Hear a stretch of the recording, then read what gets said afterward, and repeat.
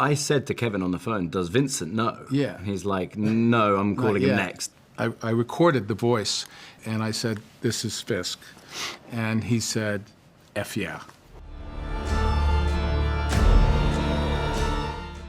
Wow, we get to talk Daredevil. Born Again today. This is going to be exciting. When did you get the call that this was coming back together? You were working with Charlie. Well, first we got calls separately, but around the same time, we were just going to do, they just told us, I think they told you were going to do Spider-Man first? Yep. Yeah, and I was going to do Hawkeye. That's the first information we got.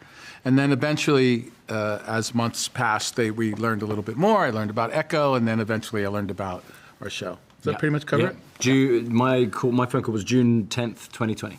Wow. I just remembered that they were within a couple of days because we called each other. Yeah, well, I said to Kevin on the phone, does Vincent know? Yeah. And he's like, no, I'm calling him next. Yeah. So that's so we waited a couple. That's how it usually works. And I love that we just say Kevin. We're talking about Kevin Feige, I presume, Yeah, right? yeah. Dude, that's so baller. Mentally, to get ready and you're preparing, where does it take you?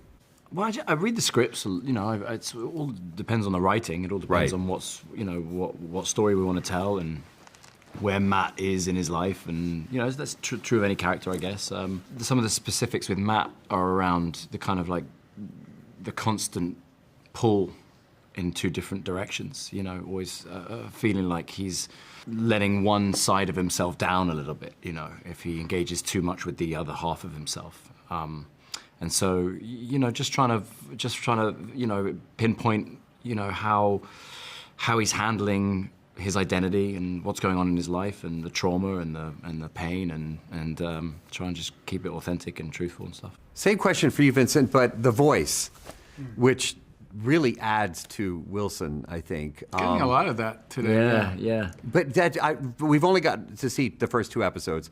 The Marvel police will come knocking on my door if I try to get more, and they are real, by the way. but that really... Yeah, so it's a process that I go through. When I was younger, I trained. I still have the same mentor I've had for 40 years, Sharon Chatton, who I love and adore. But so she was one of the people that taught me how to bring up emotional recall as a method actor.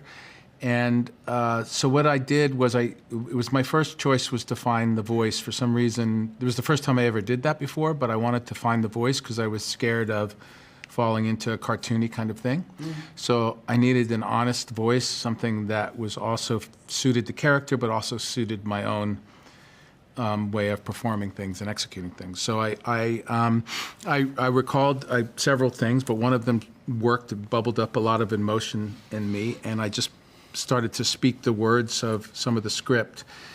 And what came out was these kind of guttural sounds, emotional sounds, and then the words eventually, and I thought that it was a good match. And so I recorded that in the emotion.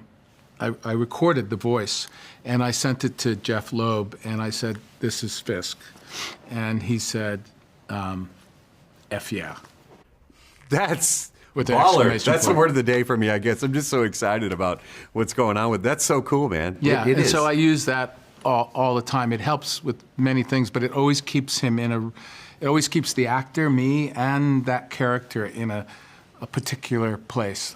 That's something simmering underneath. What would it be like if I know you're Matt, I know you're Daredevil, but if you spent the day with Matt, what would that be like?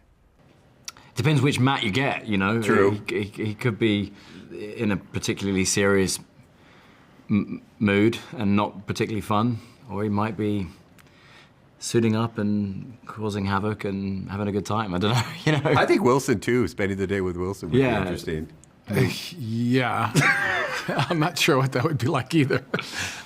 But it would be interesting for sure. Only on the Backstage Experience.